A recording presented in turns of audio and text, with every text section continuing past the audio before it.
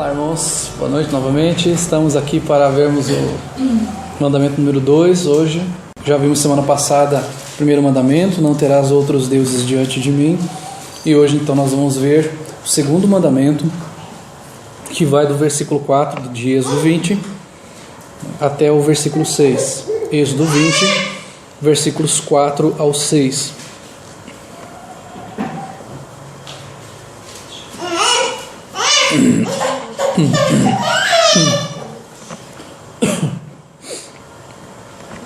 A Escritura nos diz, lá em Êxodo capítulo 20, versículo 4 ao 6: Não farás para ti imagem de escultura, nem semelhança alguma do que há em cima nos céus, nem embaixo na terra, nem nas águas debaixo da terra. Não as adorarás, nem lhes darás culto, porque eu sou o Senhor teu Deus, Deus zeloso, que visito a iniquidade dos pais nos filhos até a terceira e quarta geração daqueles que me aborrecem.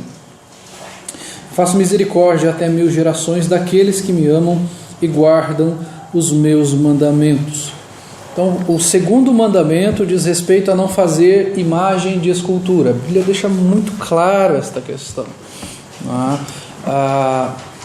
Trouxe uma imagem aqui, para nós falarmos de imagem, uma ilustração do bezerro de ouro, que quando Moisés já desce do monte, já o povo lá está adorando lá um bezerro, que eles pegam suas joias lá e tal, e falam, vamos fazer um bezerro de ouro, porque e quando eles fazem, falam, foi este bezerro que tirou a gente lá do Egito.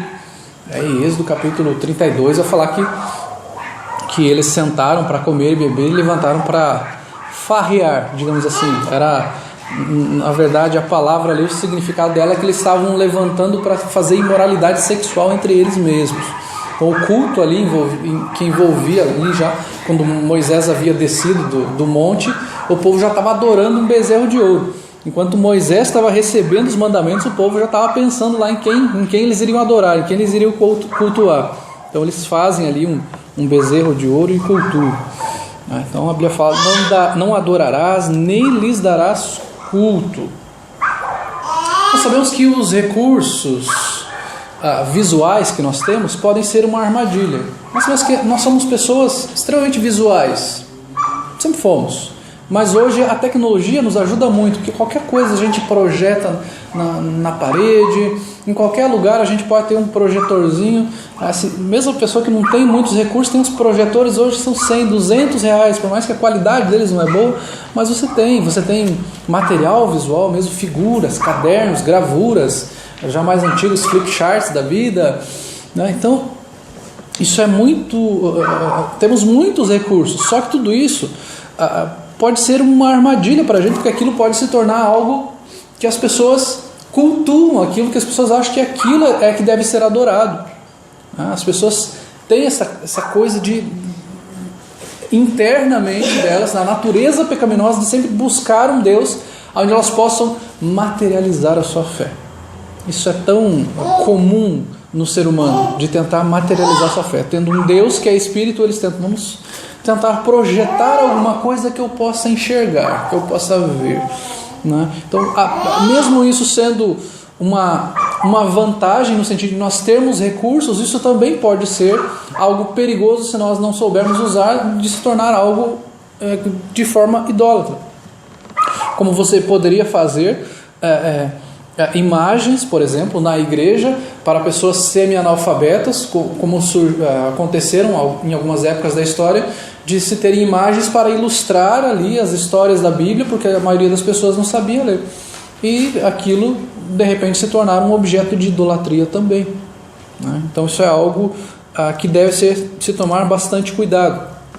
Eu trouxe aqui as principais divindades egípcias, coloquei na gravura ali, e nós vamos ver como o egípcio era idólatra, e os israelitas, eles saíram de uma sociedade extremamente idólatra, onde você tinha um Deus para tudo, né? Você tinha um Deus para a colheita, você tinha o Deus Sol, você tinha um Deus que era um Deus com cabeça de sapo, você tinha um Deus para chuva, um Deus para isso, um Deus para aquilo outro. Então, era departamentalizado o negócio, né? Então, trouxemos aí alguns desses deuses aí, Ísis, Osíris, Anubis, Ptah, Amon, Ra, Sobek, Ator, Knum, Tote, Sete e Horus. São 12 dos principais que tinham. Então a sociedade egípcia ela era pautada na questão de um politeísmo, ou seja, vários deuses, eles adoravam vários deuses, entre eles inclusive o faraó. Quando nós olhamos para esta sociedade egípcia, para a nação egípcia, nós vemos lá então as 10 pragas, quando Deus traz as 10 pragas do Egito, nós vemos que aquelas 10 pragas também era uma forma de Deus mostrar como se Ele estivesse desafiando, como se Deus estivesse falando: aonde estão os deuses de vocês para impedir o que eu estou fazendo? Aonde estão os seus deuses? Quando nós vemos ali, quando Moisés e Arão chegam ali perante o faraó e transformam a vara em cobra, vem lá os feiticeiros e fazem a mesma coisa e tal.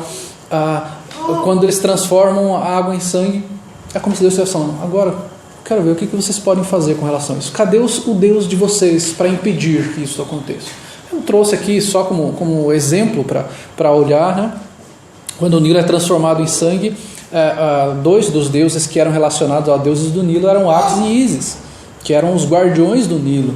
Não vamos ler todos aqui, mas nós vemos nas 10 pragas, é como se Deus estivesse desafiando: eu desafio os deuses de vocês e quero ver eles mudarem aquilo que eu estou fazendo, para demonstrar que eu sou o verdadeiro Deus.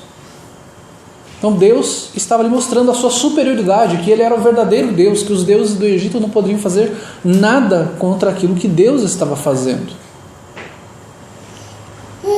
Então Ele demonstra: todos os outros deuses são falsos, vocês são idólatras, vocês estão buscando falsos deuses, eu sou o único Deus, eu vou tirar o meu povo daqui, eu vou trazer as 10 pragas, vocês não vão conseguir impedir aquilo que eu vou fazer, e eu vou demonstrar que os deuses de vocês não são nada, são falsos, são uma farsa.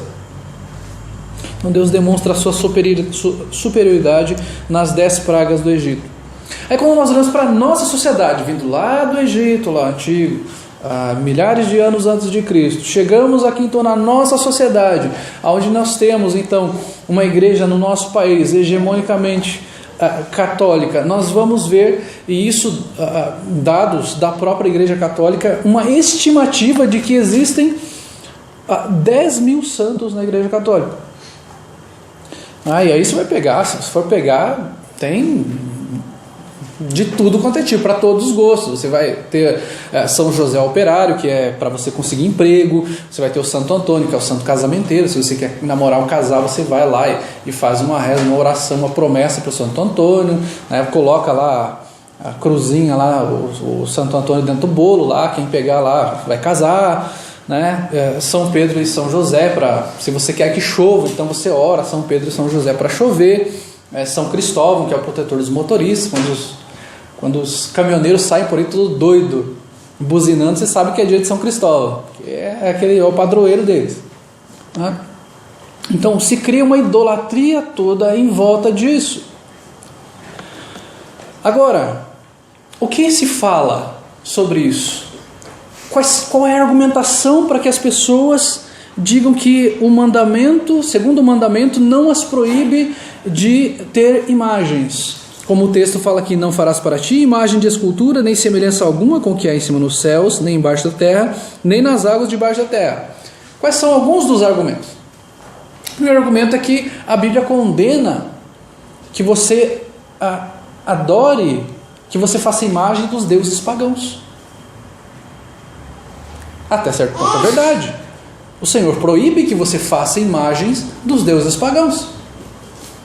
Entretanto, qualquer outro Deus, santo ou o que quer que seja, a Bíblia não permite que se faça imagem e que se adore a esta imagem. Aí a questão da igreja católica é: não, nós não adoramos, nós veneramos. E sabe qual é a diferença entre adorar e venerar? Nenhuma. Porque eles adoram. Porque eles se prostram perante aquela imagem, eles oram perante aquela imagem, eles falam: ó santo tal, rogai por mim. Ele é o intercessor daquela pessoa, ela beija aquele santo. Existe todo um ritual. Se você quebrar um santo lá, você não pode simplesmente jogar no lixo, tem todo um ritual lá para você fazer e colocar em tal lugar, isso e aquilo outro. É adoração, sim. A pessoa, ela departamentaliza Deus.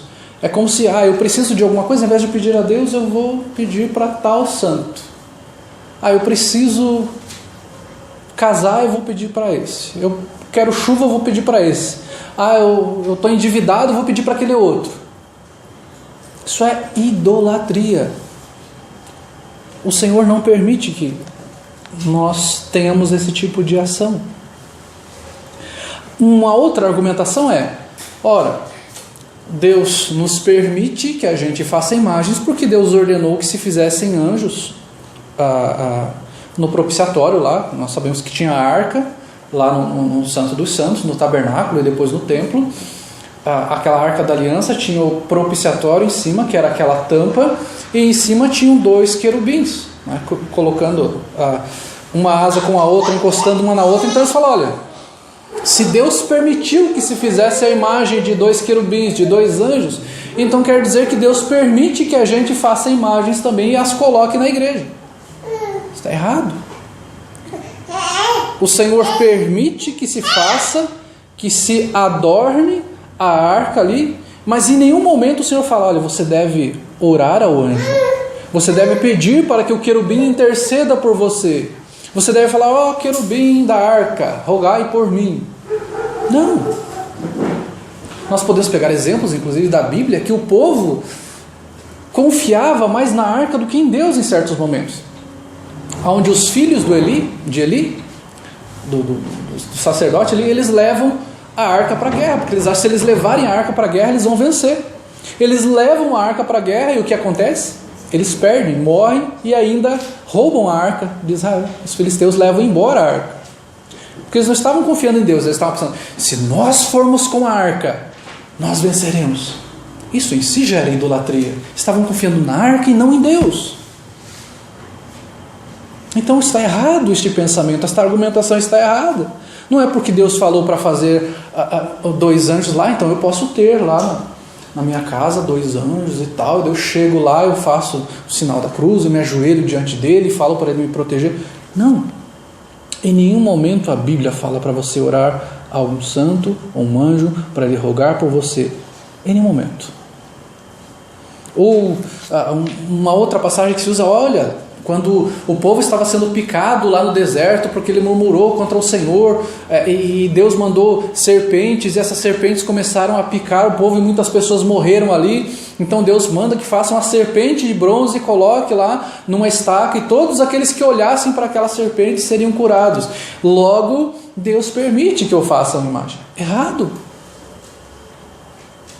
Deus faz aquela serpente como um símbolo, como um símbolo da misericórdia dele. Você olhar para aquilo e pensar, olha, eu fui picado porque eu sou culpado de murmurar contra o Senhor, mas ele pela sua graça providenciou uma forma de me livrar.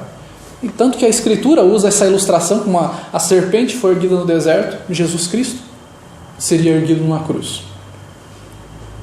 E logo depois o que o povo faz? O povo transforma essa cobra num ídolo. Eles começam a adorar esta cobra. Eles primeiramente pegam como um memorial de algo que Deus providenciou, de como Deus os libertou, e logo depois a Bíblia fala na segunda carta, no segundo livro dos Reis, capítulo 18, versículo 4, que eles queimavam incenso em adoração a esta serpente, e que eles a chamavam de Neustã. Ou seja, em nenhum momento Deus permitiu que eles adorassem aquela cobra. Ela era um memorial de que Deus havia os libertado. A Bíblia em nenhum momento nos permite, nos dá licença para nós adorarmos, para nós darmos culto a qualquer outro que seja que não a Ele próprio. Ele é o único e verdadeiro Deus. Ele não nos permite. Qualquer outra coisa que você faça é idolatria. Não adianta você falar que não adora, que você venera, mas você chega lá e se ajoelha, e beija, e encosta, e chora, e reza. É adoração, é idolatria, é pecado. Você está quebrando o segundo mandamento do Senhor. Peguei um texto dos próprios católicos, do site católico, que fala do catecismo deles, que diz o seguinte: o catecismo da igreja nos ensina o seguinte: Pelo fato de os habitantes do céu estarem unidos mais intimamente com Cristo, consolidam com mais firmeza na santidade toda a igreja. Eles não deixam de interceder por nós junto ao Pai, apresentando os méritos que alcançaram na terra pelo único mediador de Deus e dos homens, Cristo Jesus. Por conseguinte, pela fraterna solicitude deles, a nossa fraqueza recebe o mais valioso auxílio. São João Damasceno, doutor da igreja, dizia: a beleza e a cor das imagens estimulam minha oração. É uma festa para os meus olhos, tanto quanto o espetáculo do campo estimula meu coração a dar glória a Deus. Então, o que ele fala aqui? Que essas pessoas estão mais próximas do Senhor e elas podem interceder por nós, não é? Elas estão lá. Mas aonde na Bíblia está escrito isso? Não, é um catecismo da Igreja Católica, segundo a tradição católica, de que eles estão na presença de Deus e eles intercedem por nós, então eles podem rogar por nós, nós devemos orar para eles rogarem por nós. Mas a Bíblia em nenhum momento fala isso. Em nenhum momento a Bíblia nos manda fazer isso. Em nenhum momento a Bíblia fala que existe alguém com autoridade para chegar e falar: olha, nós temos 2, 3 testemunhas de que esta pessoa fez alguns milagres. Então, nós vamos passar pelo processo de canonização e daqui a alguns anos ele vai se tornar um santo e nós podemos orar para que ele interceda por nós. Ninguém tem essa autoridade de transformar alguém em santo e intercessor por nós. Nosso único mediador é Cristo. Nós não temos ninguém que interceda por nós a não ser o Senhor. O texto nos fala aqui: não adorarás, nem lhes darás culto, porque eu sou o Senhor teu Deus zeloso. Então você não vai adorar, você não vai dar culto a quem quer que seja, você não vai fazer imagem alguma com algo parecido, como nós vimos lá dos egípcios que tinham rosto de falcão, rosto de rã, rosto de touro, isso, aquilo, de animais marinhos, de animais que voam, que rasteiam. Não, mas nós vamos adorar apenas o nosso Deus e não vamos dar culto a nenhum outro, porque o texto fala que o Senhor teu Deus é um Deus zeloso. E a palavra zeloso aqui quer dizer que ele tem ciúmes. Ele tem ciúmes do seu povo. Mas não é aquele ciúme, o ciúme que nós pensamos, aquele ciúme doentio, de uma pessoa que não quer deixar a outra respirar, de que se o outro olhar para o lado já dá um piti ali. Não, os ciúmes de Deus é porque ele deseja exclusividade, e é algo que nós devemos ter. É como uma ilustração de um casamento aqui. Ele exige essa exclusividade como o marido exige a exclusividade da esposa. Olha, nós somos um para o outro. Nós somos um com o outro. É exclusivo. Não podemos ter mais uma pessoa. Você ter mais um, mais outro e mais outro. É uma pessoa só. E é por isso que Israel, por diversas vezes na Escritura, é retratada como uma prostituta. Na maioria das vezes em que Israel é retratado como uma prostituta nas Escrituras, é porque ele estava adorando outros deuses. Porque ele se envolvia com os deuses da Babilônia, se envolvia com outros deuses pagãos. E então Deus chama de prostituta, de uma noiva que abandonou o seu lar e foi se prostituir com outros deuses. Vejam lá comigo o texto lá de Jeremias capítulo 3, versículos 8 ao 10, aquilo que o Senhor fala através da boca de Jeremias.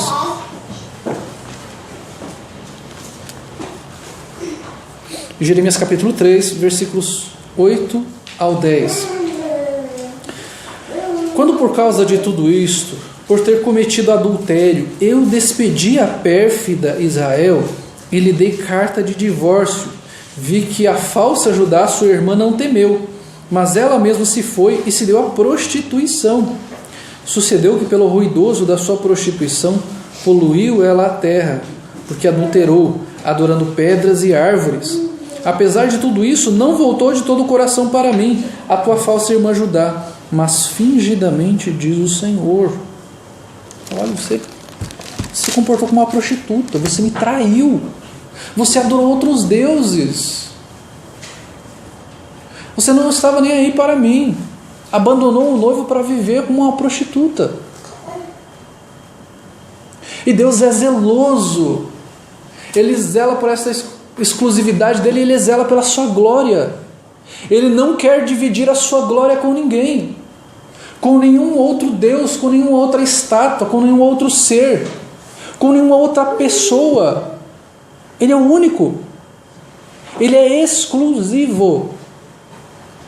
Por isso que Ele é zeloso, Ele sente ciúmes, Ele zela pela sua glória, Ele zela pelo seu povo. E muitas vezes o seu povo o deixa. O seu povo, como diz lá em Jeremias também, que tinha um manancial de águas vivas e deixou por cisternas rotas que não retém água nenhuma. No mesmo texto de Jeremias vai falar ali que os outros povos não abandonaram os seus deuses, posto que nem deuses eles eram, mas o meu povo me abandonou. Abandonou o verdadeiro Deus. Os povos com seus falsos deuses são fiéis a seus falsos deuses, vivem a sua mentira, mas vocês têm a verdade, vocês abandonam a verdade para viver a mentira. Deus é zeloso. O texto de Isaías, ele é muito importante nós olharmos para vermos a insensatez da idolatria. Isaías 44:15, se você quiser abrir, ele está transcrito aqui no texto, mas você pode abrir na sua Bíblia também, para você exercitar, dar uma folhada na sua Bíblia. Isaías 44, versículo 15, diz assim, já que nós abrimos, nós podemos pegar a partir do versículo 14, para pegarmos o contexto ali. Ele fala: um homem corta para si cedros, toma um cipestre ou um carvalho, fazendo escolha entre as árvores do bosque, planta um pinheiro e a chuva o faz crescer. Tais árvores servem ao homem para queimar, com parte de sua madeira se aquenta e coze o pão. E também faz um deus e se prostra diante dele, esculpe a imagem e se ajoelha diante dela. Metade queima no fogo, e com ela coze a carne para comer, assa e farta-se. Também se aquenta e diz: já me aquento e contemplo a luz. Então do resto faz um deus, uma imagem de escultura, ajoelha-se diante dela, prostra-se e lhe dirige a sua oração dizendo: livra-me, porque tu és o meu Deus. Nada sabem nem entendem, porque se lhes grudaram os olhos para que não vejam, e o seu coração já não pode entender. Nenhum deles cai em si, já não há conhecimento nem compreensão para dizer: metade queimei e cozi pão para as suas brasas, assei sobre eles carne e a comi. Faria eu do resto uma abominação? Ajoelhar-me-ia eu diante de um pedaço de árvore? Ele mostra a insensatez de uma pessoa, de ela não cair em si e pensar: poxa vida, aquilo que eu fiz aqui, eu assei carne com um pedaço dessa madeira e a outra eu fiz um Deus, estou me ajoelhando diante disso. Há uma incompreensão. Cegas. Estão espiritualmente cegadas, sem discernimento algum. O Senhor abomina todo tipo de idolatria. O Senhor não concorda, não convive, Ele não divide a sua glória com ninguém. A idolatria e insensatez é pecado. Não importa que nome você vai dar, que não é adorar, é venerar, é isso, é aquilo outro. O Senhor fala: não faça. Então não arranje maneiras de dizer que não é bem adoração, não é Deus. Isso é idolatria de qualquer forma. E a idolatria é insensatez, a idolatria é pecado. O texto nos fala no versículo 5 que Deus é zeloso, que visita a iniquidade dos pais nos filhos até a terceira e quarta geração daqueles que me aborrecem. Ele pune a idolatria durante gerações, porque pessoas se voltam para outros deuses e o seu entendimento é embotado, ou seja, ele é cegado no seu entendimento, e geração após geração da sua família muitas vezes colhe consequências desta idolatria. Romanos capítulo 1, versículos 22 a 24, lá fala: inculcando-se por sábios, tornaram-se loucos e mudaram a glória do Deus incorruptível, em semelhança da imagem de homem incorruptível, bem como de aves, quadrúpedes e répteis. Por isso Deus entregou tais homens à imundícia. O texto vai continuar. Que uma das consequências da idolatria é Deus entregar o homem às suas próprias paixões, e você vai colher as consequências dentro da sua família.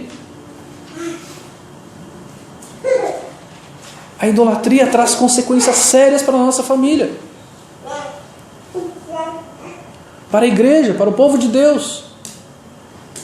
O povo de Deus colhe consequências porque Deus é justo e Ele pune a idolatria. Aqueles que não são povo de Deus são punidos por causa da sua idolatria também, porque estão vivendo no erro, estão vivendo no engano, estão vivendo na mentira.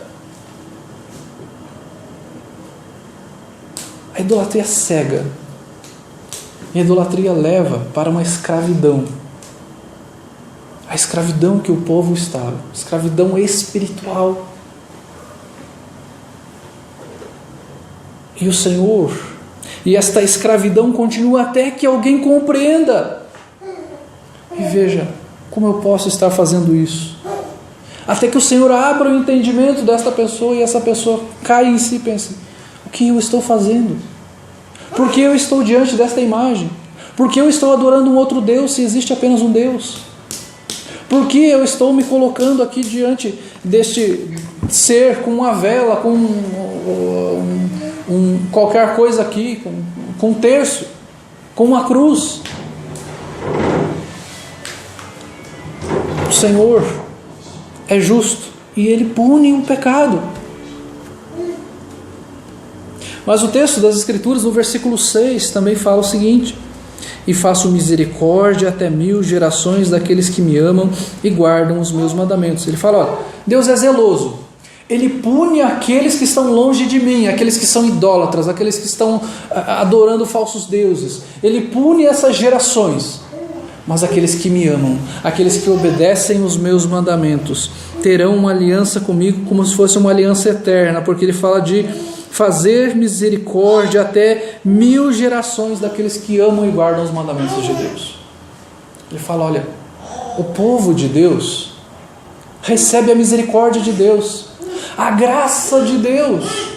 Aqueles que vivem com o Senhor vão viver debaixo das bênçãos do Senhor, debaixo da aliança do Senhor, debaixo das promessas do Senhor. Enquanto que aqueles que vivem para os falsos ídolos, para os falsos deuses, vão viver debaixo da ira do Senhor.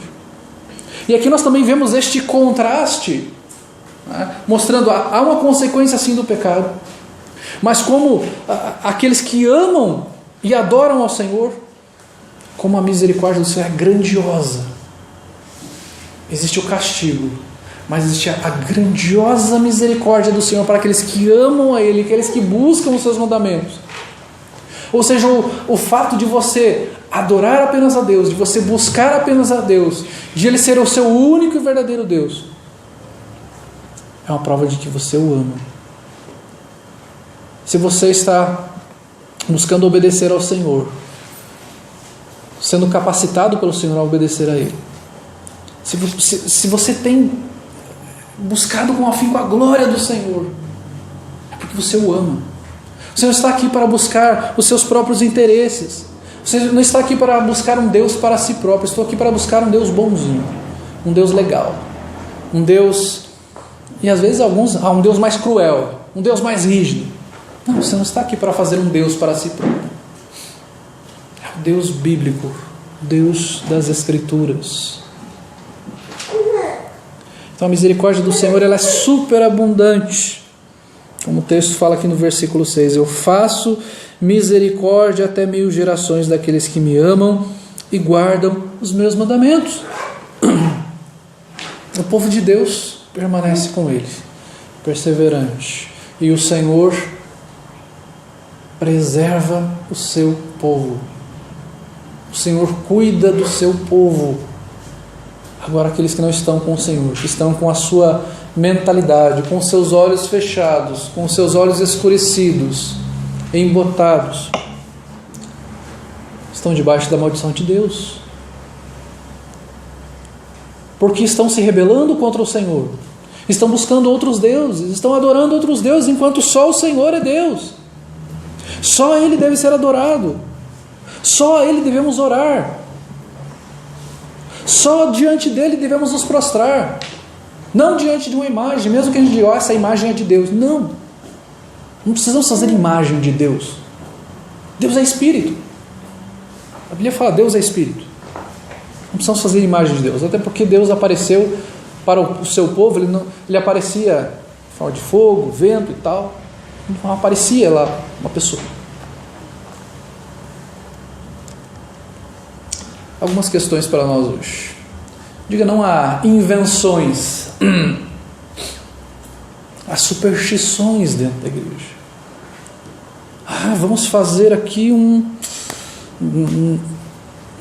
óleo aqui para nós ungirmos as pessoas. Isso pode se tornar idolatria, gente.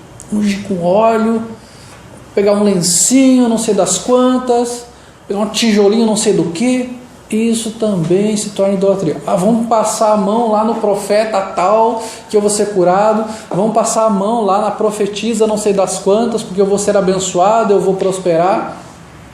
Diga não a esse tipo de invencionice. Isso é idolatria. Está adorando aquela pessoa. Está adorando aquele ser, aquele dito apóstolo, arcanjo, semideus, patriarca, seja lá que nome se dê para ele. Condene a venda de bênçãos, porque isso em si também é idolatria. Quando uma pessoa está vendendo bênçãos, vem aqui, se você der uma oferta de sacrifício aqui, Deus vai te fazer prosperar, Deus vai fazer com que você receba um emprego, Deus vai restaurar a sua família. Isso demonstra idolatria, isso demonstra avareza. A avareza, a Bíblia fala que é idolatria. A cobiça, ela demonstra que nós somos voltados para o dinheiro, para os bens. A cobiça também é idolatria. Então condene venda de bênçãos, como existiram já vendas de indulgências, e hoje algo muito parecido acontece dentro da igreja evangélica. Isso é idolatria. Vender um monte de balacobaco, um monte de coisinha que a pessoa leva para casa. Eu já fui na casa de pessoa lá que tinha diploma de vencedor. Só que essa pessoa vencedora, ela morreu praticamente sozinha, e as pessoas dessa igreja não foram visitá-la em nenhum momento, depois que ela ficou doente, gravemente doente. Mas ela estava com o diploma de vencedora na porta do seu quarto. Ela confiava naquilo, porque eu fui lá e eu recebi o diploma e eu vou vencer. Isso é idolatria. Você está crendo em algo que não em Deus. Repreenda pessoas que vivem de irreverência na vida e no culto. Se a pessoa é irreverente para com Deus, se a pessoa é irreverente no culto ao Senhor, isso demonstra que ela de repente tem um outro Deus para si, que não é o verdadeiro Deus. Ela acha que cultuar a Deus, ela pode cultuar de qualquer jeito, que ela pode tomar a ceia de qualquer jeito, que ela pode se batizar de qualquer jeito. Ela criou um outro Deus para si. Ou seja, essa pessoa por si só é uma idólatra. Ela criou um Deus para si, mesmo que não uma imagem, mas ela tem um Deus no seu coração que não é o Deus verdadeiro, que ela acha que pode fazer de qualquer jeito. Ela acha que pode vir na igreja de qualquer jeito, ela acha que ela pode ofertar de qualquer jeito, ela pode fazer o trabalho do Senhor de forma relaxada, de qualquer jeito, que Deus vai aceitar. Ela fez um Deus para si, que não o verdadeiro Deus. Não tem imagens de Deus ou de outros deuses. Idolatria, gente. Não tem. Evite. Não tenha. Mas é uma imagem tão bonita e tal. Evite. Você pode ser motivo de escândalo, inclusive para outras pessoas que são novas na fé de repente. Então, ou para crianças, para que você não ensine esse tipo de coisa. Não tenha dentro do seu lar imagens, coisas assim. Que você deve ensinar. Olha, a Bíblia fala que eu não devo ter isso, que eu não devo adorar isso, que a minha confiança não deve estar nisso. Não adore imagens. Não coloque sua confiança nelas. Sua confiança deve estar em Deus. Se a sua confiança está em imagem, se você vai em procissões, se você vai lá, se você tem que tocar naquele santo, você tem que fazer promessa para aquele santo, você é um idólatra, você está em pecado, você está quebrando o segundo mandamento do Senhor. Eu não adoro, mas aí eu vou lá, eu faço uma peregrinação lá. Nós temos minha cunhada morava lá muito próximo à Aparecida. O pessoal saía de lugares assim, andava 100 km, mais de 100 km a pé para chegar lá para Aparecida. E o que é isso? Não é idolatria, nós só veneramos. Não, mas eu tenho que pedir as minhas bênçãos a ela. Isso é idolatria, não adore, é pecado. O único mediador que você pode ter, ele fala, 1 Coríntios capítulo 2, versículo 5, que o único mediador é Cristo Jesus, homem. Ele é o nosso único mediador. Não há nenhum outro. Não procure nenhum outro, que você não vai achar. Cristo é o nosso mediador. Foi Ele quem morreu na cruz. Foi Ele quem morreu pelos pecados do seu povo. Foi Ele quem pagou o preço da culpa dos nossos pecados. Nenhuma outra pessoa pôde fazer isso. Todos os outros seres humanos que passaram por este mundo foram pecadores. Todos, sem exceção. Tirando Jesus, todos pecaram. Todos pecaram. Não há nenhum outro. Então você deve buscar no Senhor, você deve buscar em Cristo. Se você confiou em Cristo, se você creu no sacrifício de Cristo, você deve buscar a Cristo. Você deve olhar para Cristo. Você não deve olhar para os lados, porque se você olhar para os lados, você está em adultério espiritual. Você está se prostituindo com outros deuses. E o Senhor fala, eu não divido a minha glória com ninguém. Adore a Cristo, busque ao Senhor, viva para o Senhor, viva para a glória do Senhor. Vamos orar, irmãos. Senhor nosso Deus, obrigado por ser nosso único e verdadeiro Deus. Obrigado porque um dia o Senhor abriu os nossos olhos, teu Santo Espírito trabalhou em nossos corações e mudou o nosso coração de pedra num coração de carne. E nós, ó Pai, conseguimos, por meio do Senhor, abandonar os ídolos mudos, que têm boca, mas não falam, que têm pés e não andam, têm mãos e não apalpam. E nós os abandonamos e vivemos agora para o Senhor, nosso único e verdadeiro Deus. Obrigado pelo sacrifício de Cristo na cruz por nós. Que nós possamos anunciar a Tua palavra, Pai, com humildade no nosso coração. E o fato de crermos assim é porque a Tua palavra diz assim. E nós queremos obedecer ao Senhor. Queremos viver a Tua palavra para a glória do Teu nome, ó Deus. Que o nosso amor seja exclusivo ao Senhor. Que a glória seja dada a Ti para todos sempre. Amém.